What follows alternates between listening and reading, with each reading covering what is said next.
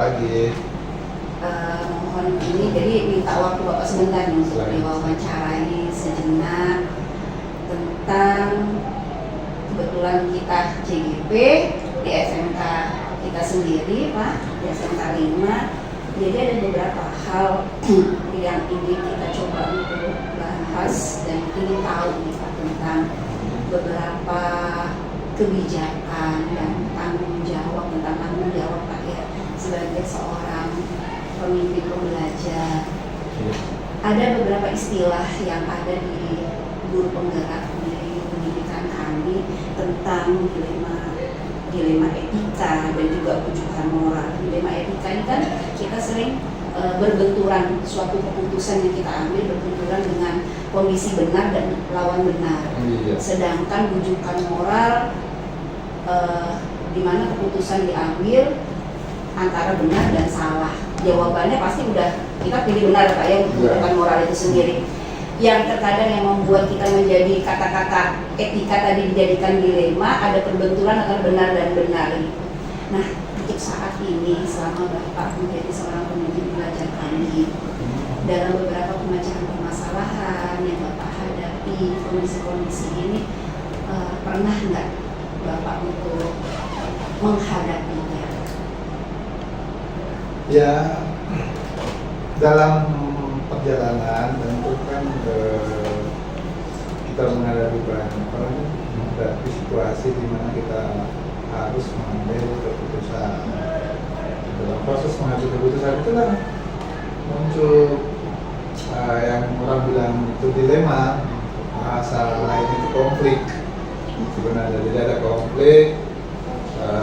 Dalam hal ini mempertimbangkan beberapa faktor misalnya itu. Jadi dilemanya biasanya antara misalnya dilema itu kan ada dua hal atau lebih.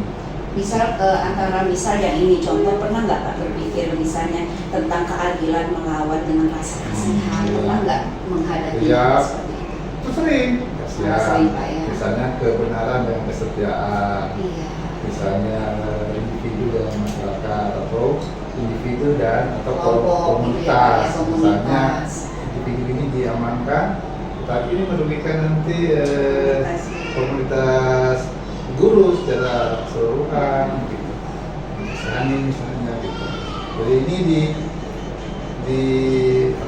diberi prioritas perhatian, tapi bagaimana dengan yang lain. Jadi itu memang sering dihadapi yang tadi itu antara menegakkan aturan atau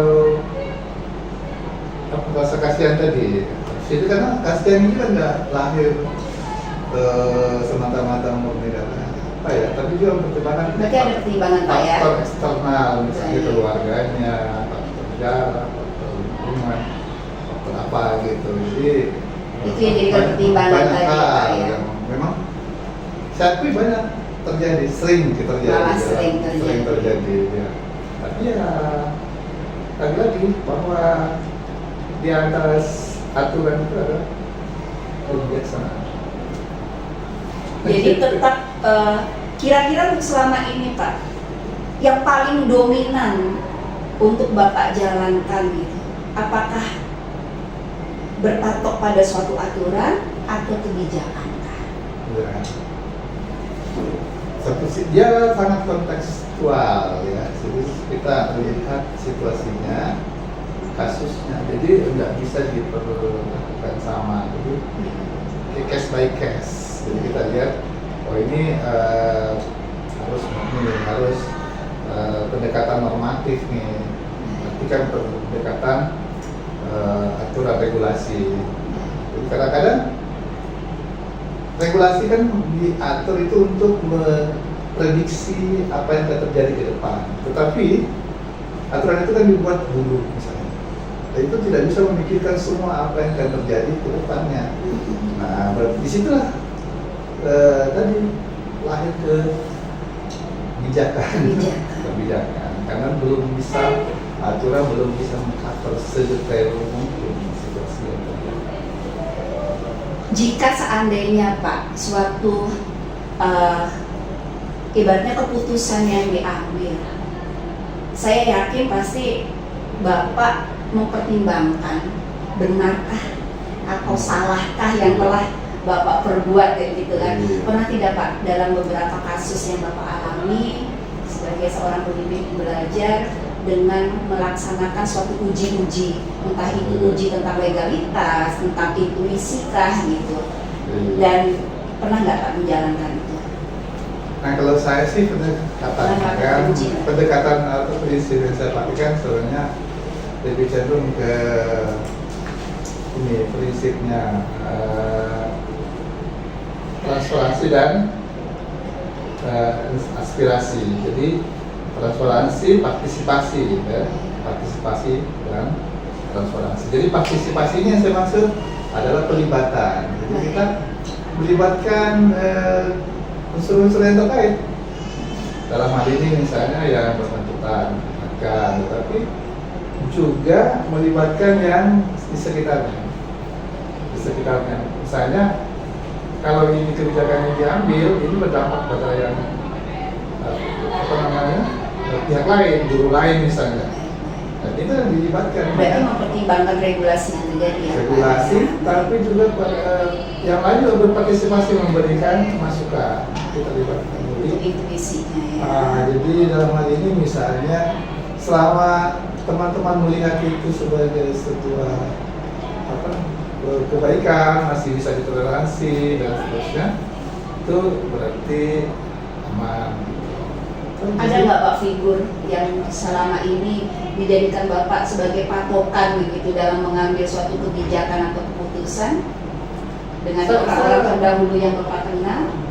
Saya cenderung pada ini acuan tadi bahwa pelibatan. Jadi partisipasi orang-orang sekitar. Lebih melihat yang lingkungan dulu lingkungannya. ya. Jadi teman-teman guru yang lain gimana dengan itu? Jadi kepemimpinan ini kan bagaimana pelibatan semua unsur yang ada agar bisa bergerak bersama. Jadi bukan kepemimpinan tunggal. Nah dalam ini partisipasi itu yang saya maksud. Jadi kalau ada masalah ya saya libatkan unsur-unsur yang terkait. Ada waka, ada kantor, dan itu. Jadi menggerakkan lah Pak ya, menggerakkan sistem ya di sekolah yang telah Bapak buat ya. Semua unsur yang ada di sekolah yang terkait coba kita libatkan dengan pendekatan tadi humanisme, ya, jadi humanistik. Jadi kita pendekatan kemanusiaan juga ada di situ. Jadi bukan murni.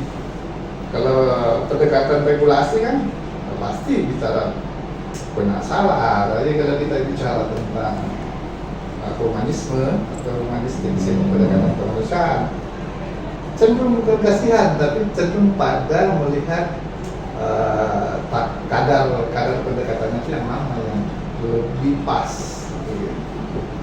Jadi bukan hitam putih. Nah kalau regulasi hitam putih, ini sesuai pasal ini, sesuai aturan ini, PP ini dan seterusnya. Gitu. Tapi kalau menurut saya sih, dan apalagi dalam kehidupan seperti dunia pendidikan, sekolah itu lebih banyak dalam pembiasaan karena pembiasaan ini karakter. Saya cenderung ke sana melihat. Dan butuh waktu, butuh komunikasi, butuh intensitas terus menerus, tidak boleh berhenti atau putus asa dengan satu cara yang belum pas. Coba lagi. Penambahan mungkin ya. Untuk langkah-langkah. Jadi tadi sebenarnya sudah saya tangkap dari omongannya Bapak, dari penyampaiannya Bapak, maksud saya. Kemudian ini selanjutnya yang ingin kami tanyakan adalah tentang langkah-langkah atau prosedur seperti apa yang biasa Bapak lakukan selama ini. Iya. Ya seperti tadi saya katakan, kadang kita melihat kasusnya dulu case by case. Ada beberapa kasus saya langsung tangan sendiri. Misalnya, ini bisa langsung saya saja. Misalnya saya pakai WA, gitu ya. Saya ngobrol-ngobrol sekitar, gitu. Tapi sebenarnya sentuhan hati, gitu kan.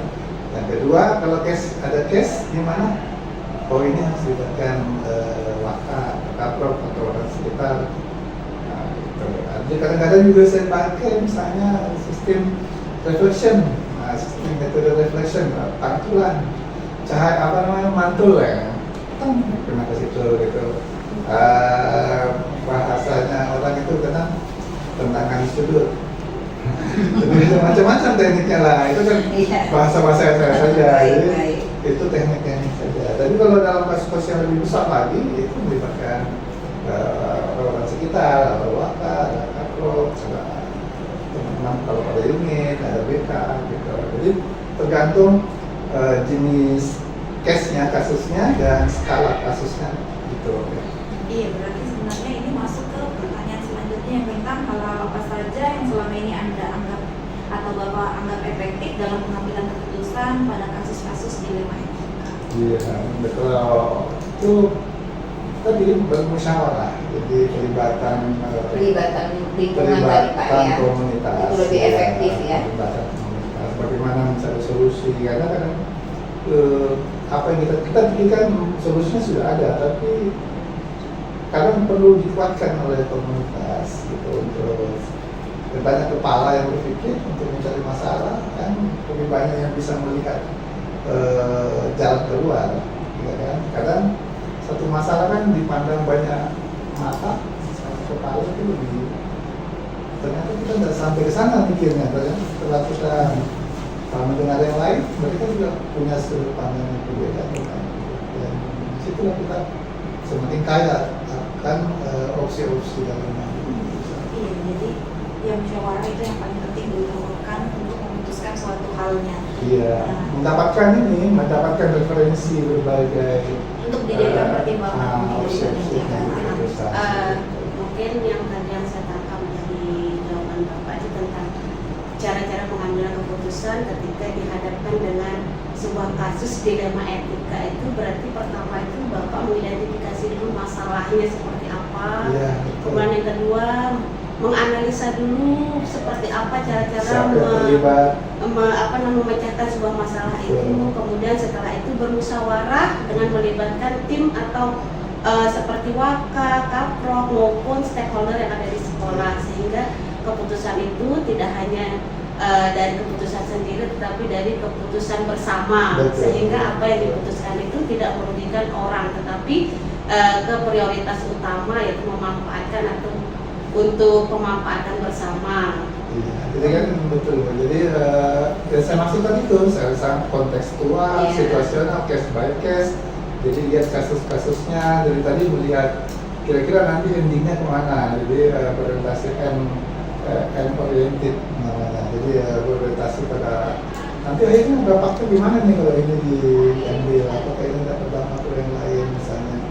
Terus bagaimana nanti ini dampak apa namanya visi misi kita ini tercapai nggak, program kita tercapai nggak kalau ini. Dan sampai mana kemahan misalnya ada yang rajin, misalnya aktif, kreatif di sekolah, tapi misalnya ada program ikut upacara misalnya gitu.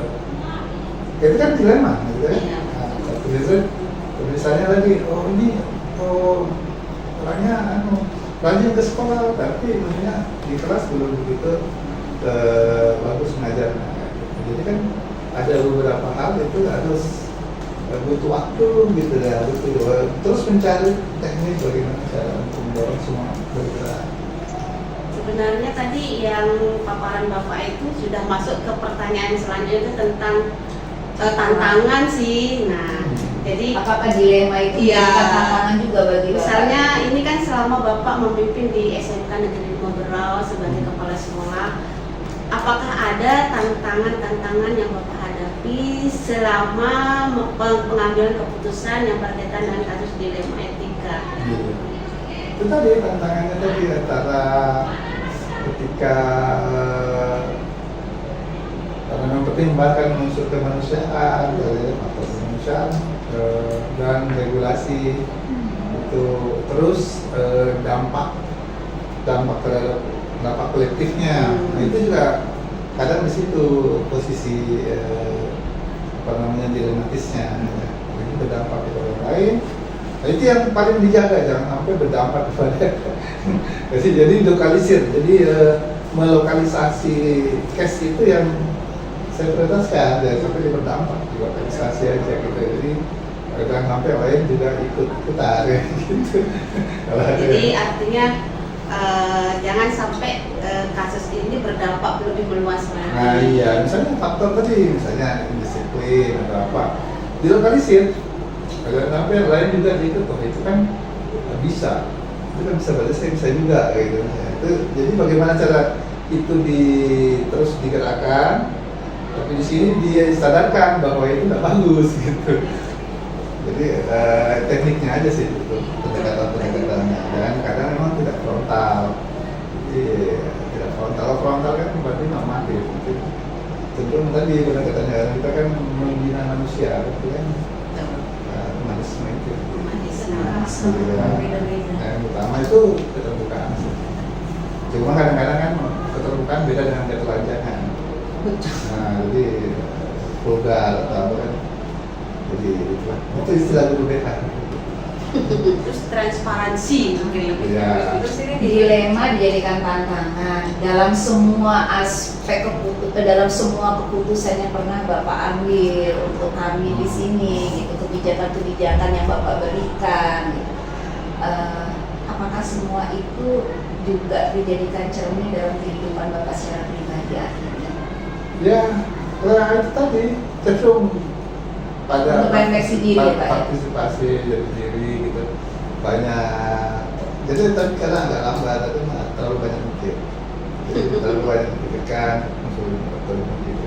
Tapi di satu sisi kadang-kadang saya cepat, maksudnya terlalu berani gitu, terlalu berani kalau keluar, maksudnya tuh mempertimbangkan ini untuk kebaikan bersama kita, cepat.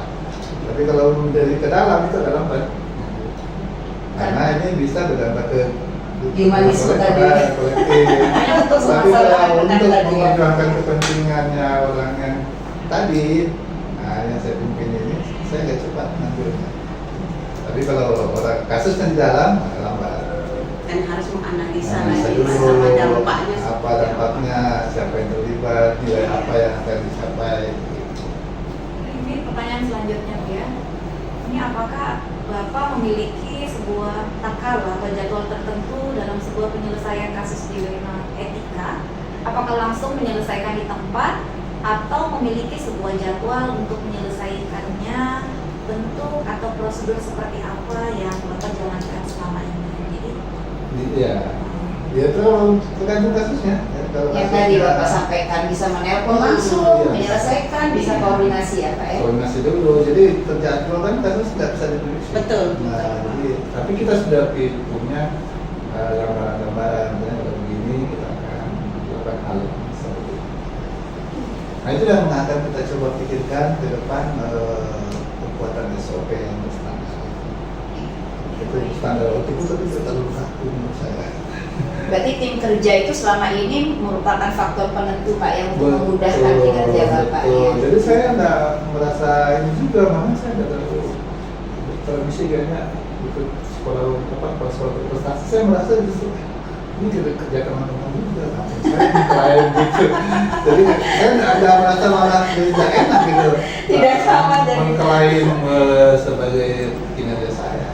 Gitu. Karena justru yang kerja kan teman-teman. Tapi nggak apa-apa Pak, kan itu termasuk penilaian kinerja personal. Sebagai pemimpin kan memang ada jatahnya sendiri Iya, tapi itu diberikan. mungkin di yang lain. Oh iya. Iya. Itu sebenarnya Tapi masuk kalau dilema etika dari Bapak. Saya merasa itu benar, mungkin kan? Benar saja saya atas namanya kan sekolah prestasi. Tapi saya merasa justru itu. Tapi kan kita kan mengerjakan program dari Bapak juga. Bapak membuat tim, kita akan menyokong nih, membantu. Tapi nih. program itu dibawa ke saya. Ya, gitu. Baiklah. Jadi kan kayaknya udah cukup ya semuanya ya. Sambil kita memahami, nanti kemungkinan besar ada beberapa checklist Bapak yang kita akan coba Iya. isi. dari sekian yang ini kita akan menganalisis, akan menelaah hasil dari kita coba untuk mewawancara Bapak hari ini. Apakah kepemimpinan Bapak dalam mengambil suatu keputusan sebagai pemimpin pembelajar di sekolah telah melampaui, ada 9 Pak, dalam 9 tahap, termasuk tadi itu nilai tadi Pak, ada nilai regulasi, ada intuisi gitu. Makanya tadi kami coba untuk menanyakan apakah ada patokan panutan gitu kan. Kadang-kadang kita memiliki nilai itu gitu kan. Oh kayak Kalau panutan gini, maaf. Jadi kadang beritanya itu referensinya apa, panutannya apa, kita nggak bisa nyebut. Karena Iya. mungkin dulu kita pernah baca, mungkin kita dengar, tapi kita lupa siapa. Gitu. Jadi kita nggak bisa bilang juga itu ilmu dari saya sendiri, atau tiba-tiba ilmu laduni dari kita. Nggak bisa. Tapi itu sudah mencampur aduk dari panjangnya perjalanan sejarah kehidupan. Jadi pengalaman kita banyak jalan, banyak mendengar, banyak melihat, banyak membaca, banyak menonton, itu menyatu menjadi sebuah kumpulan pengalaman yang menjadikan kita bijak. nah ini jawaban dari pertanyaan terakhir gitu kan, dalam mengambil untuk pokok pembelajaran ya dalam kehidupan Bapak selaku pemimpin. Sudah tercover semua. Jadi dari panjangnya perjalanan kita, pengalaman kita itu menjadi referensi. Kalau semua yang memimpin saya kan pasti Iya, betul. masing-masing punya. Nah, kadang-kadang kan ada orang berpikir kan, oh, kayaknya saya pernah menemui ini studi kasus yang seperti ini gitu kan. Nah kepala sekolah yang dulu tuh ini gitu kan. Kadang-kadang ada orang yang begitu kan Pak ya, melihat memuji dari keteladanan misalnya kan, ada yang Kalau dan seperti itu. semua. Semuanya jadi panutan. Nah, Semua supaya jadi- diperintah, kan? karena jadi tercermin dalam pembelajaran hidup ya Pak ya, Iya. itulah yang dijadikan Betul. modal utama dalam pengambilan keputusan saat Bapak jadi pemimpin. Lagi pula kan kasus lama itu yang dulu pasien dari Beda orang gitu ya Pak. Beda waktu, Iya. beda Kita orang, yang beda selalu waktu. itu satu konteks. Iya. Konteks itu waktu dan tempat. Betul. Waktu dan tempat. Itu kalau namanya konteks.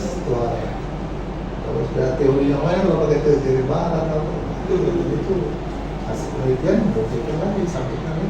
Oh iya, ada satu lagi yang kepengen kita tahu nih, apa tuh perasaan Bapak kalau seandainya gitu, ada beberapa studi kasus di sekolah, ternyata terpublikasi gitu. Perasaannya gimana Pak?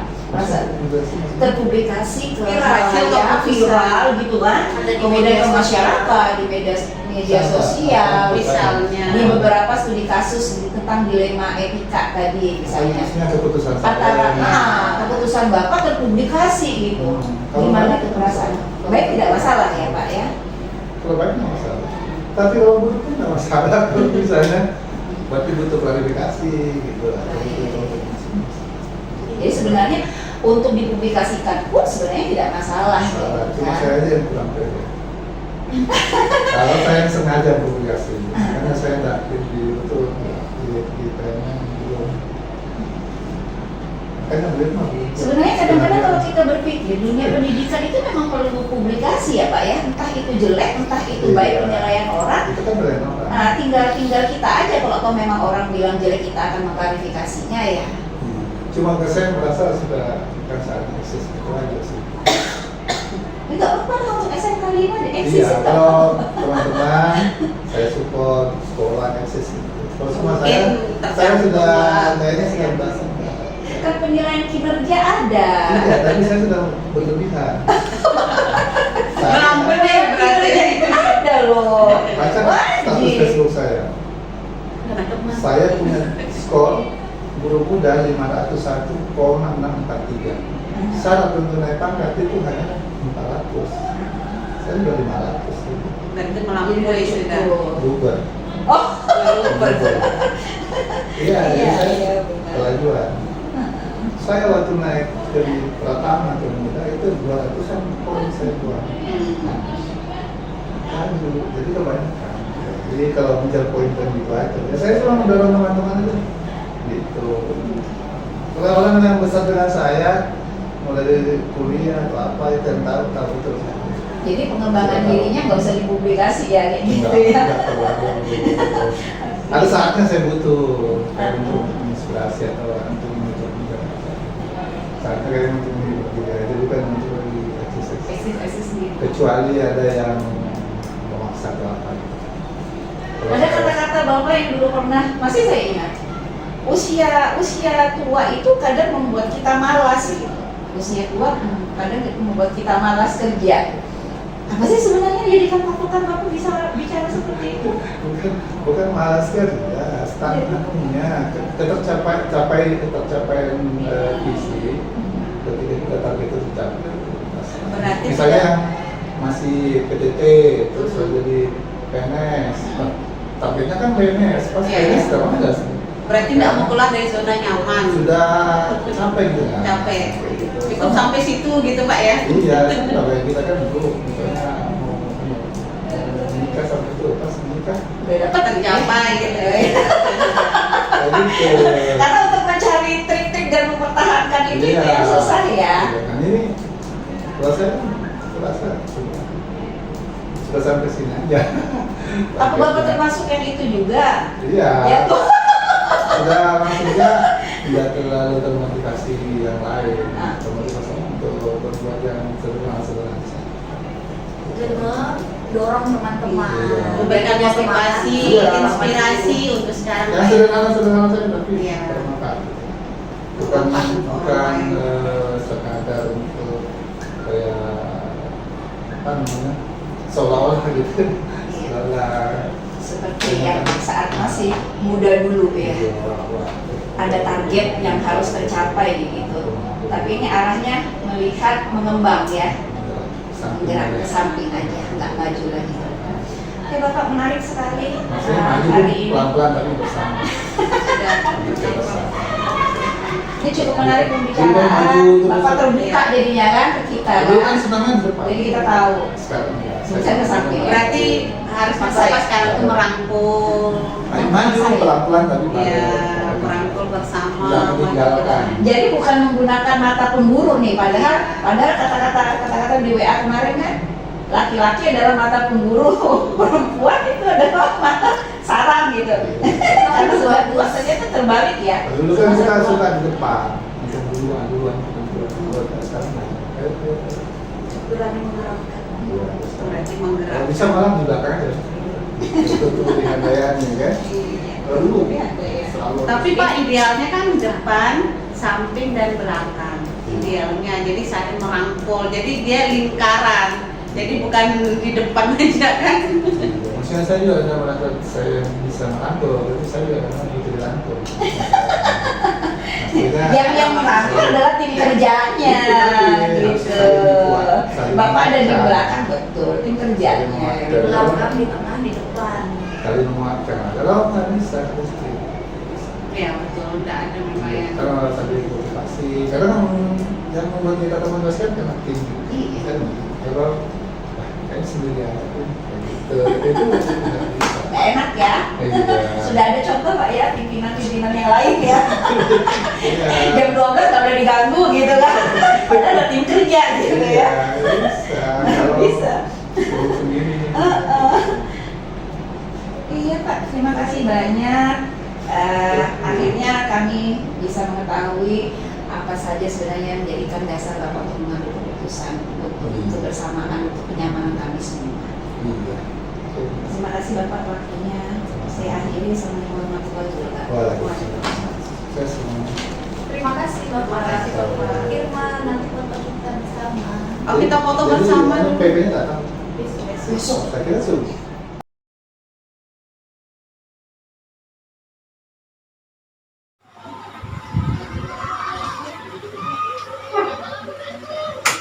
Assalamualaikum Pak.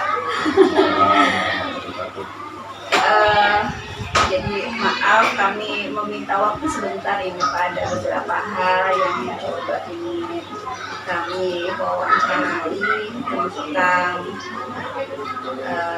kebijakan, tentang pertanggungjawaban ya, pengambilan keputusan sebagai seorang pemimpin pembelajar. Kebetulan saya Jamila dan Bu Alawiyah sebagai calon guru penggerak di angkatan 9 di Kabupaten Berau. Jadi di materi tentang pengambilan keputusan sebagai pemimpin pembelajar ini yang ingin langsung kami dengar beberapa kepala sekolah baik SD, SMP maupun SMK di tempatnya kami. Jadi hari ini pun serentak bersamaan dengan Pak Usman juga kita wawancarai. Ada yang diharapkan di wawancara kami perihal tentang dilema etika Pak dan penitipan moral dalam suatu kebijakan pengambilan keputusan yang dilakukan oleh kepala sekolah di satuan pendidikan.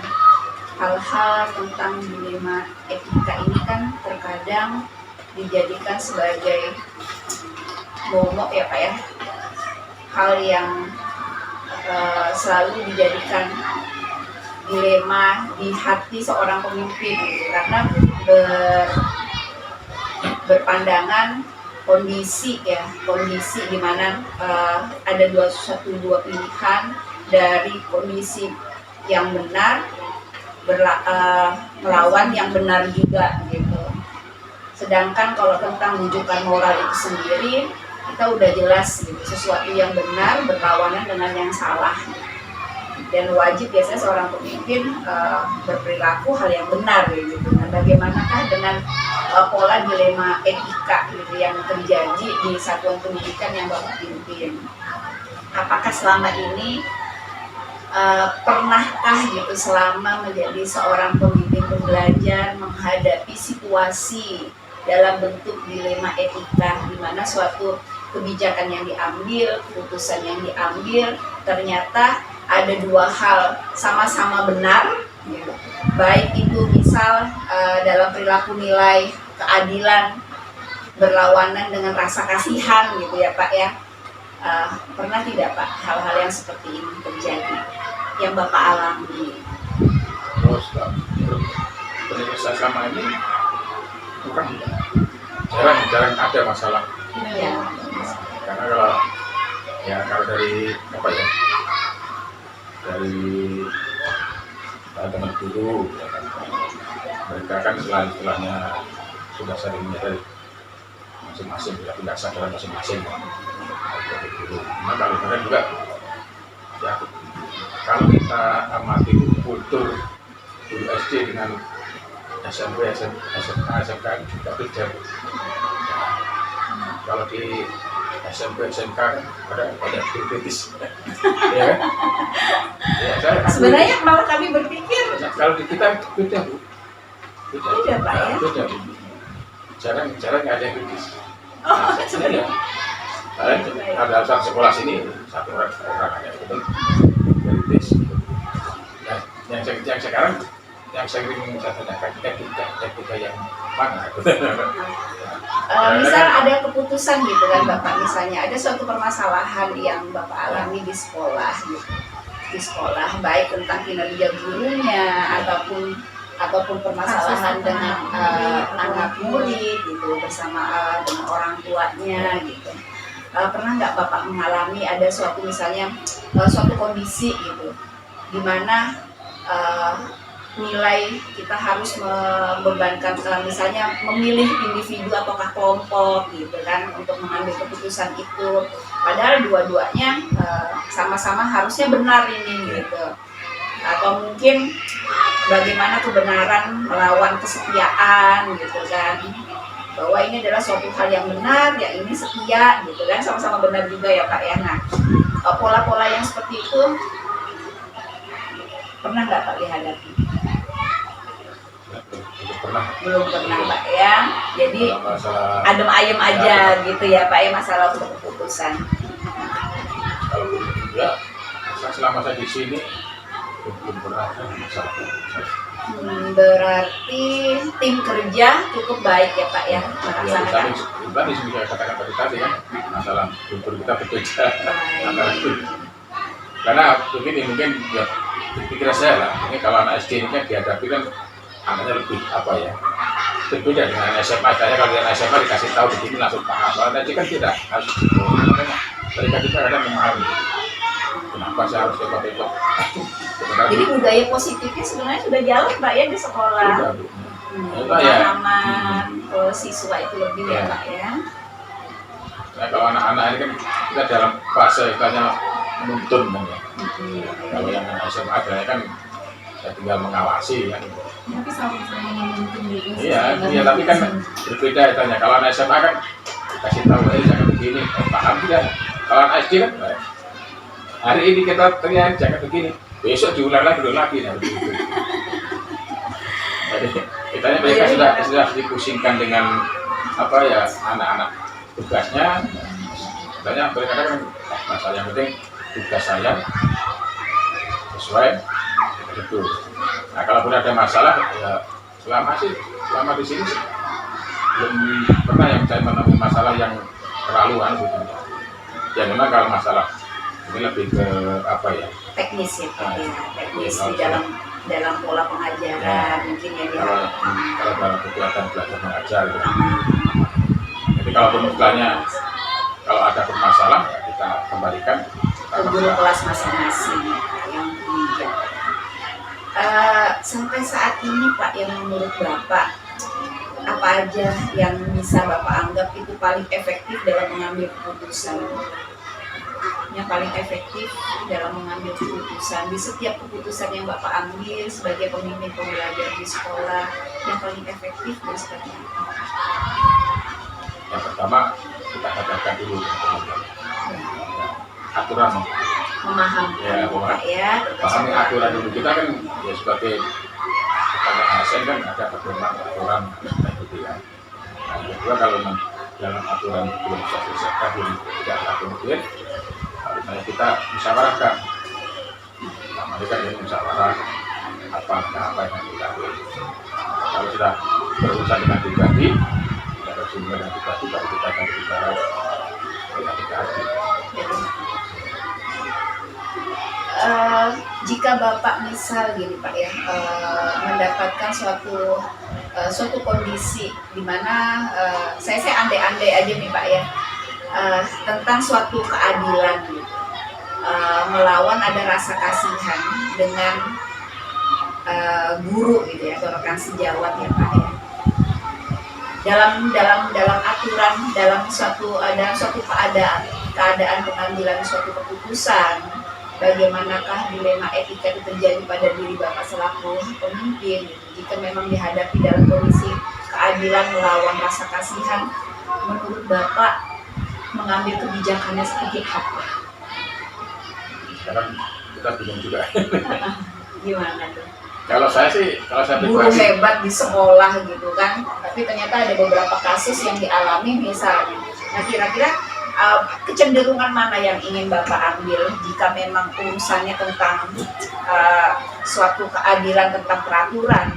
Apakah Bapak lebih cenderung dominan ke rasa kasihan kah kepada rekan, pada guru tersebut? Yang pertama kalau itu saya pertama satu aturan dulu. Aturan dulu ya. Kita kan sudah ada aturan yang kita. Memang yang kedua ya pasti rasa pribadi pasti ada kita itu kasihan atau membela atau apa kan. Ya tidak mungkin kita lepas dari rasa itu. Manusiawi Ya bisa lepas itu. Ya memang kalau namanya manusia itu tidak bisa lepas dari itu. Tapi paling utama karena kita terikat aturan dulu kita. Baru istilahnya nanti dari aturan kalau memang tetap evaluasi Pak ya. Tetap kita nilai ya tetap kita memang sih kita tidak bisa lepas dari perasaan seperti itu. Berarti pertimbangan Pak ya, untuk dijadikan pertimbangan lah rasa kasihan tadi. Jadi ada Pak untuk tantangan pada saat memberikan keputusan tersebut. Selama ini ya istilahnya apa ya mereka ya kadang-kadang kan kita diskusi ya. Kalau tantangan ya mungkin bagi dia ketika kalau saya pribadi kalau saran kita laksanakan itu kalau enggak kan nanti kan ya jadi penilaian kita juga. Nah itu nanti ya tetap kita kita nggak lepas tangan gitu ya. Jadi itu masih menjadi tantangan tapi ya dia Kembali ke personality lah Pak ya, personality dulu. selama suatu keputusan diambil, pernah tidak Bapak melakukan suatu uji kelayakan dari keputusan tersebut? Selain tadi, satu di antaranya kalau saya tersirat dari penyampaian Bapak tadi, pasti Bapak menguji secara legalitas aturan tadi, yang keputusan sesuai tidak dengan aturan. Pernah tidak Bapak berpatokan pada misalnya uji panutan berdasarkan dari orang-orang terdahulu yang pernah Bapak temui atau yang seperti apa? Juga belum ada kasus, belum ada kasus besar, tapi ya ada kasus-kasus juga masih bisa kita kecil lah dalam Tapi selama ini, selama menjadi seorang pemimpin pembelajar, otomatis pengalaman ya Pak ya, pengalaman diri itulah yang dijadikan panutan ya Pak ya sebenarnya ya. Untuk uji publikasi. Jadi Bapak kalau seandainya studi kasus yang ada di sekolah, di tempat Bapak bertugas, terpublikasi gitu, keputusan yang Bapak ambil ternyata terpublikasi viral gitu, di media sosial gitu, atau di masyarakat, tanggapan Bapak bagaimana? selama itu baikkan kalau bisa tidak masalah. Ya apa ya? Kemudian kalau misalnya keputusan kan sebenarnya kalau dalam organisasi kan kita nggak bukan juga keputusan pribadi. Ya memang konsekuensinya kalau viral begitu imbasnya tetap ke Pribadi. pimpinan. Karena kalau saya itu saya itu orangnya juga kalau saya nggak peduli kamu nilai seperti apa nggak peduli. Tidak bisa selamat. Saya tidak merugikan. Tetap positif thinking ya Pak ya nyikapi. Tetap teman-teman tidak merugikan organisasi atau sekolah. Kalau saya tuh terus terang ada orang cuek, suka mulai. Masyarakat Selama hak bicara Pak ya, iya. gitu ya. Kalau kadang-kadang kan penilaian berbeda lagi orang lain menilai kita. Terserah saya. Benar. Intinya semua orang punya hak bicara ya dan menilai. Memang sekarang kan semuanya suka viral dulu. Publikasi dulu ya Mbak ya. Kira-kira sehingga saat ini tim kerja yang Bapak bentuk di sekolah yang setidaknya mampu mensupport program sekolah berjalan dengan baik Bapak? Alhamdulillah. Jalannya tetap berkoordinasi dengan baik. Jadi dari mereka lah ibaratnya kepemimpinan Bapak terbantu ya, tersupport ya, termanage ya. Kira-kira dalam kondisi apa lagi? Jadwal yang sesuai dengan pertanyaan ini, apakah Bapak memiliki sebuah jadwal tertentu, misal dalam sebuah penyelesaian kasus, apakah langsung menyelesaikan di tempat pada saat itu juga Bapak selesaikan, atau Bapak punya waktu khusus untuk menyelesaikan? Nah tadi kan sebelumnya Bapak sudah menyampaikan tidak ada kasus, jarang terjadi kasus, hanya saja semuanya masih bisa diatasi sesuai dengan peraturan yang ada. Jadi seandainya ini ada kasus, Bapak akan melakukan atau pada waktu itu juga Intriknya Bapak dalam penyelesaian. Kalau saya sih ya harus selesaikan saat itu. Saat ini. Karena kalau kita menunggu jadwal kan takutnya nanti berkembang kalau berkembang tapi tidak apa, kalau berkembang liar ya nanti biasanya makin menjalar makin menjadi jadi ya.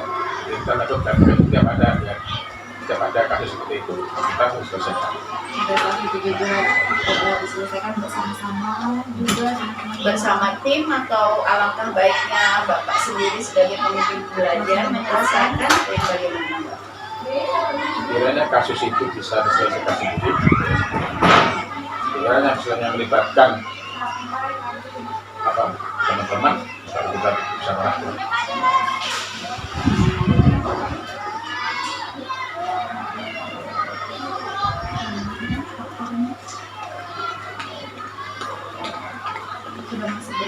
Sudah masuk dan bikin kerja.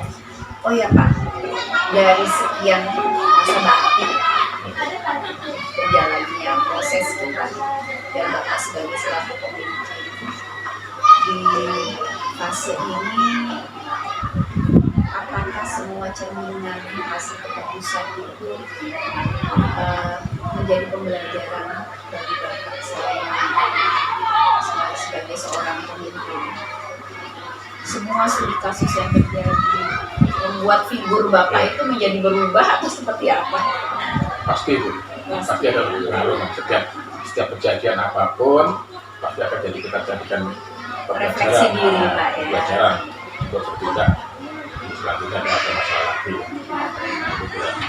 Karena memang pada dasarnya kita ini kalau dulu kan harus belajar terus ya, bukan hanya belajar secara ilmu, kemudiannya pengalaman mengatasi masalah gitu kan. Jadi kalau untuk kasus-kasus tentu dari pembelajaran, pokoknya ya kasus, saya bukan kasus lah, kejadian seperti di Lomba Air, kita tugas, ya kita bisa ambil pelajaran di sini. Gitu. Jadi kita bisa pengalaman dari sana, kita bisa kita aplikasikan di sini, kita bisa di sini. Jadi intinya ya kita tetap jadikan seperti berpelajaran. Perasaan bimbang hati, benarkah salahkah gitu keputusan sering terjadi nggak Pak? Atau malah saya yakin gitu? Kalau saya yakin ada. Rasa yakin Ya, ya. yakin. Jadi kebimbangan Kadang-kadang itu ya, ya. kadang-kadang urusan benar atau salah nanti udah ya. Selama kita di aturan yang Ikuti aturannya sesuai dengan hasil kesepakatan kita, salah. Yakin. Masalahnya nanti ya mungkin kita harapannya kan selesai itu juga kan. Tapi dakwahnya selama ini seperti itu selesai enggak. ibaratnya tujuannya mengkondusifkan ya Pak ya suasana. Ini pusing ya.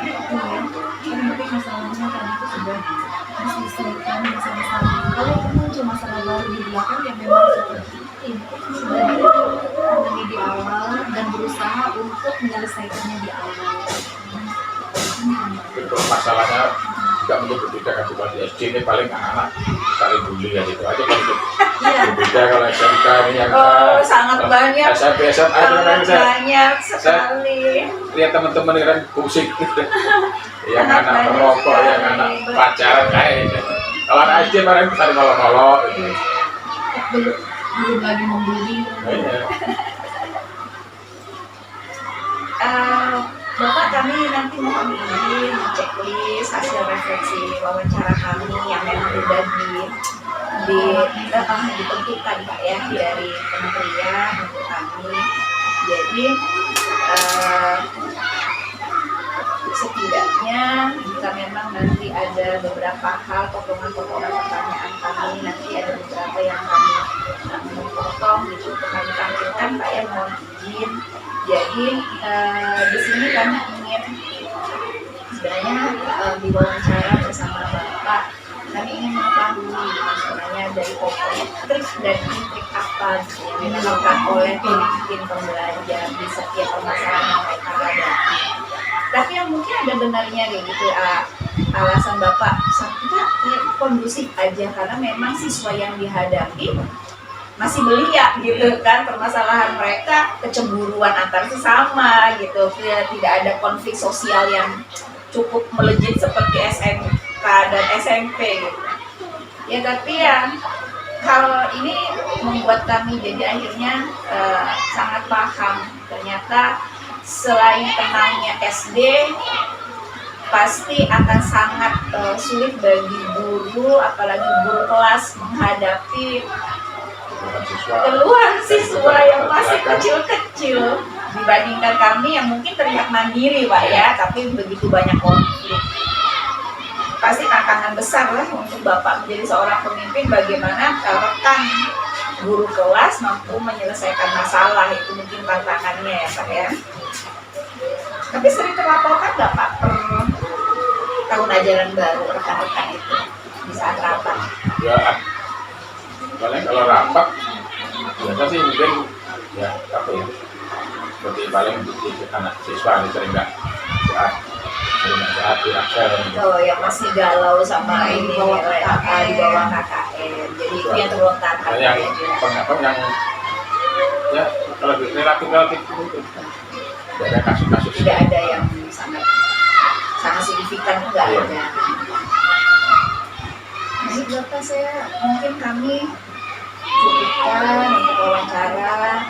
Jadi setidaknya sudah beberapa poin telah kami dapatkan dari hasil wawancara bersama Bapak.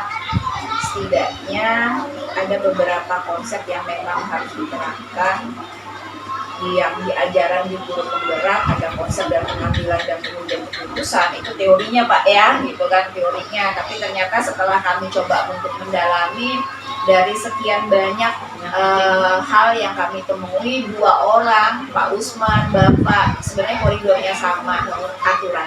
Kita selalu mengikuti keaturan dulu, pandang dulu suatu aturan, setelah itu masalah hal yang lainnya memang kita anggap benar, mungkin kita akan mempertimbangkan dalam bentuk yang berbeda. Jadi itu hasil wawancara kami Pak Usman dengan Bapak nih. Benar ya Pak ya yang saya sampaikan ya, yang Bapak sampaikan tadi. Mungkin itu Bapak, saya terima kasih banyak atas waktunya. Jadi saya cukupkan sampai di sini wawancaranya. Kita datang-datang ujuk-ujuk mau wawancara Bapak gitu, makanya saya telepon dulu, ada waktu nggak gitu saya bilang.